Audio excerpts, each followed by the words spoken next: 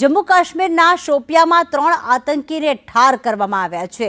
સેના અને આતંકી વચ્ચે અથડામણ સર્જાઈ અને અથડામણમાં લશ્કરના 3 આતંકીઓને ઠાર મારવામાં આવ્યા છે।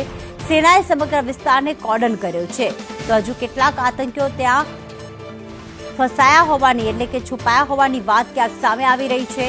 આજે સેના અને આતંકી વચ્ચે શોપિયામાં અથડામણ થઈ અને એની વચ્ચે ભારતીય સેનાને મોટી સફળતા, લશ્કરના 3 આતંકીઓને ઠાર કરવામાં આવ્યા છે।